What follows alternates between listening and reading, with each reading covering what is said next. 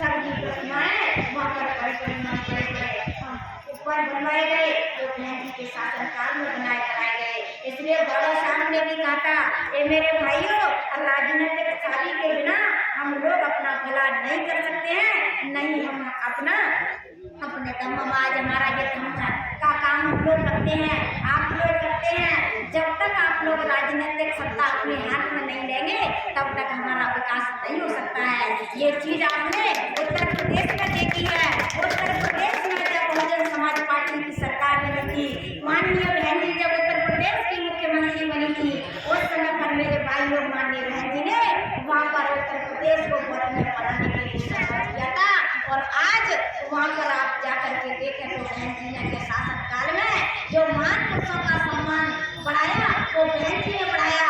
इसलिए मेरे भाइयों, अगर आपके मध्य प्रदेश में हम लोग रहते हैं, अगर मध्य प्रदेश में भी बहुजन महापुरुषों की विचारधारा को चलाने वाले लोगों के हाथ में अगर शासन सत्ता आएगी तो आपके मान पुरुषों का भी सम्मान होगा, आपके धर्म का भी धर्म कार्यों को बढ़ाने में भी आप लोगों को सहयोग मिलेगा। क्योंकि आपने देखा होगा अभी बोध गया में जो संगत जो हुआ था, आपके साथ से छुपा नहीं है, सभी का सोशल मीडिया के माध्यम से भी देखते हैं। वो लोग हमारी इस विरासत को भी हमसे छीनना चाहते हैं। इसलिए मेरे भाइयों, मैं आप लोगों के बीच में कहना चाहूँगी कि वो लोगों को न तो हमारा धर्म पसंद है, नहीं हमारे मान पुरुष पसंद है, नहीं बाबा साहब डॉक्टर भीमराव अम्बेडकर पसंद है। अरे मेरे भाइयों, अभी तो आप लोग जो टेलीविजन देख रहे हैं, आप लोगों ने देखा होगा कि ज्यादा दूर की बात नहीं है, बाबा साहब डॉक्टर भीमराव अम्बेडकर जिन्होंने इस देश का संविधान बनाया और इस देश में केवल दलित ही नहीं सारे समाज के लोगों को इस देश में जीने का अधिकार सिखाया।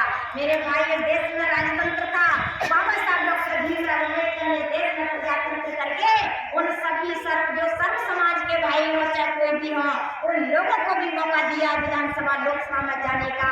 नहीं तो इस देश में राजा रानी के पेट से पैदा होता था और जो उसका राजा का पहला बड़ा बेटा होता था, चाहे वो काना हो, चाहे गहरा हो, कुआं हो, कैसा भी लंगड़ा हो, वही राजा बनता था। बाबा साहब ने हमें ताकत दी जिससे कि लोग लोकसभा विधानसभा में अब समाज के लोग जाने लगे हैं। और आज राजतंत्र को खत्म करके प्रजातंत्र देश में चलता है। ऐसे मान पुरुष की जब कानून चलता है, ये सब बाबा साहब के संविधान से चलता है। ग्वालियर हाईकोर्ट में आपने देखा होगा, एक पढ़े लिखे विद्वान वकील बाबा साहब की प्रतिमा का लगाने का विरोध करते हैं। ये उनकी मानसिकता देखिए।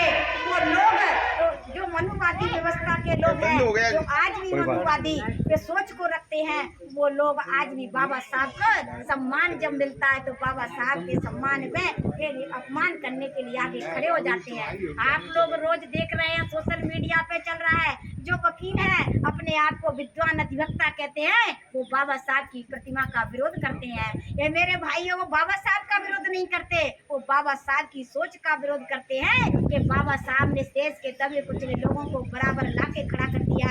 और बाबा साहब इसलिए वो आज प्रतिमा का विरोध करते हैं। मेरे भाइयों, वो लोग एक तरफ बाबा साहब की जयंतियां मनाते हैं और दूसरी सब बाबा साहब की मूर्तियों पर गोबर फेंकते हैं। एक तरफ को बाबा साहब की जयंती मना करके और स्टॉल लगा करके भोजन कराते हैं और दूसरी तरफ बाबा साहब की आप 5 बटालियन की आप मूर्ति देखिए। आपने देखा होगा सोशल मीडिया पे हमारे भाई ने फोटो डाली थी, उस पे वही असामाजिक तत्व मनुवादी व्यवस्था के पोषक लोग आज भी मेरे भाइयों वो बाबा साहब का अपमान करते हैं। इसलिए मैं आप लोगों से कहना चाहूंगी, अगर बाबा साहब का कोई असली सम्मान करता है तो केवल और केवल बहुजन मूवमेंट की विचारधारा का व्यक्ति सम्मान करता है। और अन्यथा ये लोग, चाहे वो किसी भी पार्टी के लोग हों, जो मनुवादी व्यवस्था के पोषक लोग हैं, जो इस व्यवस्था को कायम रखना चाहते हैं, वो लोग बाबा साहब का कभी सम्मान नहीं करते हैं। इसलिए मेरे भाइयों, मैं आप लोगों के बीच में ये बात इसलिए कह रही हूँ, आप भी ये कहते हैं, कुछ लोग ये कहते हैं कि किसी भी उसमें धर्म के उसमें कारवा में जहाँ पर मंच होता है तो राजनीतिक बात नहीं होना चाहिए। लेकिन मेरे भाइयों, क्या करें राजनीति, बाबा साहब जब राजनीति से छूटे नहीं रहे।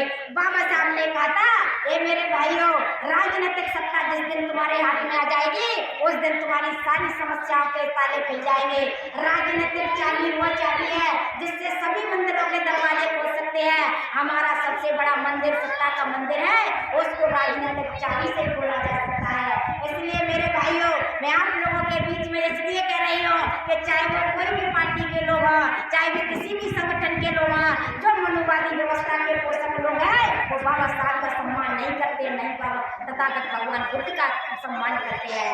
इसलिए मेरे भाइयों, मैं आज आप लोगों के बीच में अंत में यही कहना चाहूंगी कि अगर आप लोग अपने मान सम्मान महान पुरुषों का सम्मान कराना चाहते हैं, अगर हम लोग अपने महान पुरुषों की विचारधारा को अपने समाज में ला करके और हमारे महान पुरुषों को सम्मान दिलाना चाहते हैं, तो केवल और केवल एक ही हमारा संगठन है, माननीय बहन कुमारी मायावती, जो कि आज पूरे देश में बहुजन समाज की लड़ाई लड़ रही है।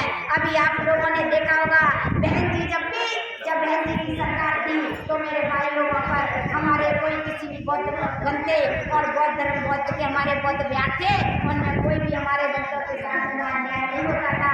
लेकिन जैसे ही बहन जी की सरकार अब नहीं है, तो वहाँ पर हमारे बौद्ध जो बने हैं, वो बिहार है, वहाँ पर भी वो लोग अन्याय करते हैं। इसलिए मेरे भाइयों, अगर आप लोग अपने महान पुरुषों का सम्मान चाहते हैं, अपने धर्म को अगर आप लोग चला रहे हैं, हमारे भाई जो भी धर्म का काम करते हैं, वो भी आज मैं उनको भी धन्यवाद देना चाहती हूँ कि उन लोगों ने भी आज सुबह से ही हमारे धर्म कारवा को आगे बढ़ाने के लिए अपना सहयोग किया है, योगदान दिया है। मैं उनको भी धन्यवाद देना चाहती हूँ। और आज हमारी माता बहनें यहाँ पर इतनी संख्या में इकट्ठी हुई है, मैं उनको तो बहुत बहुत धन्यवाद देना चाहती हूँ कि सबसे पहले माता बहनें अगर जागरूक हो जाएंगी तो हम लोग जल्दी सफल हो जाएंगे। माता बहनें भी इस कारवा में और इस मिशन में अपना सहयोग प्रदान करें। इतनी बात कह करके मैं अपनी बात समाप्त करती हूँ।